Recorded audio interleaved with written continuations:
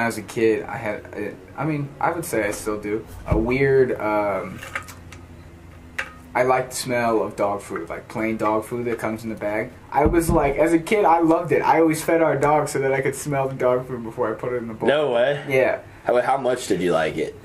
Like, if I invited you over to my house when you were younger, would I like you wouldn't be like, I wouldn't be like, hey man, nice to meet your parents, can I smell your dog food? Like, if I was in a room with just me, your dog, and a bag of dog food, I wouldn't feed the dog, I'd just smell the dog food. That's awesome.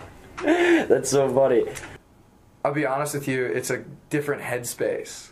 Sitting in a podcast room, like, and we're having this conversation, and you dig into places of your mind that you don't use very often. Really? I've never heard that before. So, like, how so? That's kind of the way I feel. I don't know, like I said, time's moving so fast, like, where you go from one thing to another. But if you take the time to sit down, and you're like, all right, let's dig into a conversation right now. I don't get that opportunity elsewhere. So, that's a good point. It's been really interesting to have this experience with you, man. It's so simple. It's so simple. Yeah. It's like we're just trying to accomplish having a good conversation. Absolutely. And we go to Chipotle, we're eating in, and you remember the knockout game? You're supposed to get someone on camera, like knocking someone out, and like there's like people. It was like it may have been a gang initiation, but it was just like a thing. Are you supposed to I've seen people do it. Knock them out. Smack them? I think it's just like a punch on camera, and then you're supposed to knock them out. Are they knowing of that punch, or are they like consenting to it? No, it's like strangers.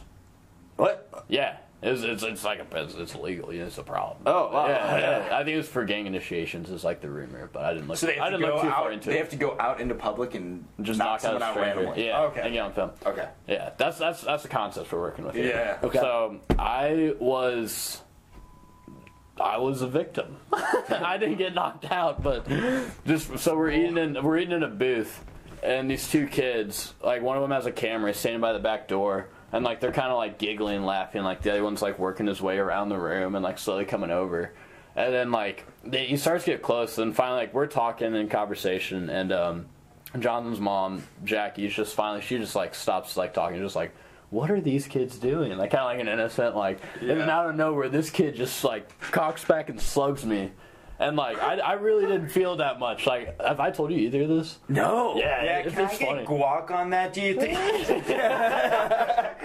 Just out of nowhere. Jeez. No, but yeah, no, I get nailed in the face, and then like I'm almost just like I'm in awe. I'm just like, what the fuck? What? Like, what just happened? I'm just like looking around, like, what? They dart out the back door. They like run away or whatever, and then turns out that Chipotle started like they took off the entry to that back door Because of that. I assume it's because of that, but it happened within 2 months and still like that to this day. Positive trends. You are allowing so many people to order guac without getting interrupted by it. Yeah. So many people. That's fantastic. Yeah, thank you. Congratulations. Wow. Congratulations. Wow. No, yeah, That's a handshake worthy. They took off the back handle to the back door so no one could like come in that way and like do foul play. Like you have to like go in by the line now. Dude, I didn't really fully understand why you went from bodybuilding to powerlifting. Yeah. Because and I'll be honest too, part of it is I'm not dieting all the time. True. So if you said, hey man, after the show, do you want to go get a burger? I could be like, hell yeah, I do. Whereas if I was bodybuilding and if I had a competition anytime soon, like within 5 months, I'd be like, no, I have to eat this fucking stupid Did you feel boring? chicken and rice in this Tupperware. No, I didn't. Bodybuilding, you mean? Yeah. No, I felt very much outcast and very much like weird. Because that type of intense dieting means you have to go to extreme measures sometimes. Right. So I'd be like that guy. I'd be like my family would be like, we're going out to dinner. I'd be like, cool, I'll come. And then I'd show up to dinner with a Tupperware container of my own food. Right, yeah. And I wouldn't order food. I'd eat my fucking meal. Or showing up to a friend's house or wherever. Dude, I would show up to friends' houses with bags of raw meat and ask their moms if I could use their kitchens to cook. Really? Yeah. That's awesome. It's weird. It's commitment. It's commitment. It's you're right. It's like boring in the sense that it's very repetitive. Like you eat the same shit all the time. Yeah, that's true. But it's very like different in the sense that none of my other friends were doing it. Yeah, and that could have just been because I was young. Like most people don't. at least as young as I was, aren't as serious about it. I was kind of like weirdly into it for how young I was. But like I said, ever since that summer, I've been obsessed with it. So for me, it was like all in or just fuck it. Let's see. Here it is. Do not let your children do anything that makes you dislike them. Interesting. So, the thing, like, so let me explain that chapter. He basically says he constructs this social environment where, like, say a family's out eating and there's like let's see, like anywhere between a 1 month and a 4-year-old. Because 4 years, if you haven't like taught your kids, like punished them, like hardcore punished them before. I know I've heard him talk about that. Like he said, your main goal as a parent should be to get your kids socially competent by the age of 4. By the age of 4, exactly. Now, say they're like 2 or 3. Okay, so in between that developmental stage. Now, he understands going into that social, like, going out to eat. He realizes, okay, they'll act, depending on how the kids are, they'll act decently well for 45 minutes to maybe an hour. They'll sit there, and then people like around other people who are there eating, they'll look at them and they'll be like, oh, those are great kids, like, you know what, those are, they'll basically be more eager to teach them, talk to them, be nicer to them, stuff like that. And then like referring to adults. Yeah. And also probably their peers as well. Yeah, exactly. Well, that exactly too, because their peers, if they don't learn how to share, or if they just keep scratching and biting and hitting kids, no one's gonna want to play with them. True. No one's gonna want to spend time with them. So then they're gonna start feeling that feeling of neglect, exactly. that social neglect from a very early age. And like it started with them. Like they were the ones that were like hyping up this competition because they released it on the same day or whatever. And Kanye blew him out of the water, 50,000 copies more. Like blew him out of the water. It wasn't even close. And that was like, and a lot of people say that was like that was the day rap changed. And Kanye West did. Because that's the more conscious rap versus... Yeah. He was much more conscious and, like, groundbreaking. With, like, every single step of the way, Kanye West has changed the game musically. Like, with College Dropout and Registration, like, he incorporated, like orchestral instruments and melodies that were never before in rap. Like he had Adam Levine sing a super high pitched like chorus for "Heard Him Say," like shit like that. And some of the old school stuff he throws in there as well. Yeah, totally. Like until like then you get to Graduation, and he's the first person in rap to sample techno music. Like Stronger, that was a Daft Punk song. Yeah. And I remember somebody getting mad about that before. They're like, he stole that, right?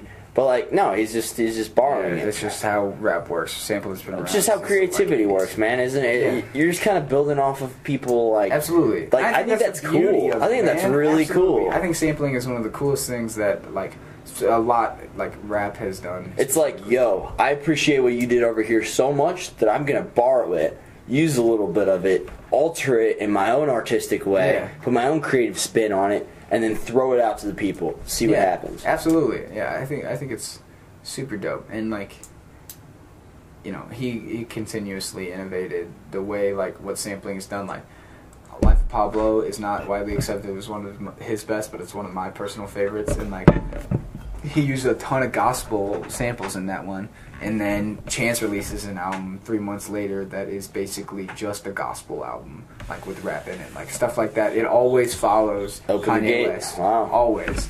It always does. And being able to channel that dark side and like, so that whenever you like, but like he says, like, if you're not able to make yourself into a monster, you're a helpless victim your whole life. Exactly. And helpless victims are worthless, absolutely worthless. They're just helpless. And then there's monsters who are just plain old monsters, tyrants, people that are not good for anything because they can't figure out how to channel their monster ways, And those are people that turn into really terrifying, harmful people. And then there's people who can kind of like understand that that side of them that's dark and scary and like a monster, and they can find ways to channel that into positivity. No. And that way, if there's ever a scenario that you need to be a monster to handle properly, You're capable. you're capable. The analogy that Peterson gave was, like what he said was, you'd think that someone who, like, let's say your mother suddenly dies in a car accident, right?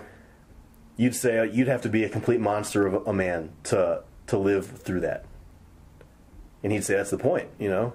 It does take a kind of a monster of a person to live through a traumatic experience like that and come out on the other side, like, without being permanently damaged, right? Okay. But that's the whole reason that you have that side of you, so you can channel that and use it to your advantage to overcome. Yeah. Or so that you just don't surrender whenever. Exactly, because if you have no monster in you and you're just a helpless victim and your mom dies tragically, the rest of your life's over because you're just depressed the rest of your life. True. You're depressed the rest of your life. Your job goes to shit. You get fired. Can't pay the bills. I feel like also in that particular situation, You snowball the wrong direction. Absolutely, absolutely. Yeah. I feel like a lot of it goes back to acceptance of like your Yes. mom being dead as well too. That's definitely an element. But yeah, that's really interesting. Well, you might say you'd have to have like a monstrous side of you to accept something like that. Because that's brutal, you know? No one's denying that. So, yeah. I'm imagining like a wheelchair, like bullet safe, like.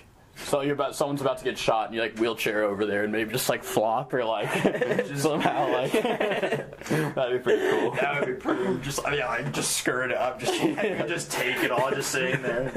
Or you wheel up and like use your wheels, and then they shoot the wheel, and it bounces off your wheel and shoots right back at them. But then it like somehow disables your wheel, so that, and you're also just happen to be right next to a very, very tall flight of stairs, and it disables your left side. So then you just slowly and dramatically fall while the person you just saved is like, no, and you're like, I'm sorry, but I have to go, and then you just tumble down the stairs and fall. Yeah, I'm a big fan of limp bodies on on like balconies or whatever. Pause. It's like a video game thing. Limp bodies. Because like right after they'll just like fall over, and it's just like, oh shit, like that guy, he was just there.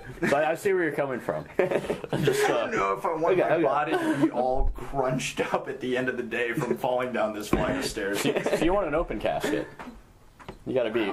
I guess so. You gotta be careful with the way you do your Good Samaritan. Got into my mind. I guess that's what I was subconsciously saying. I don't know.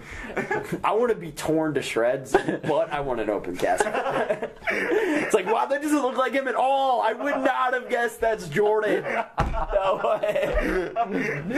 So funny.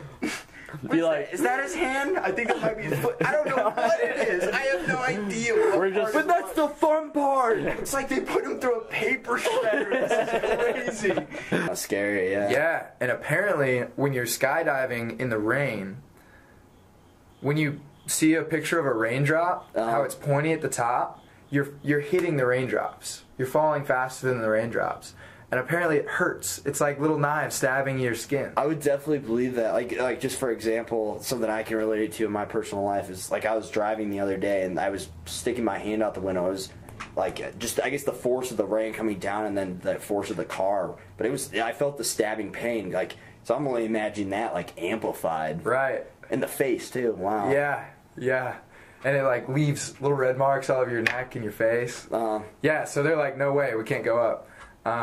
Fortunately, there was a break in the clouds, like a 30-minute break.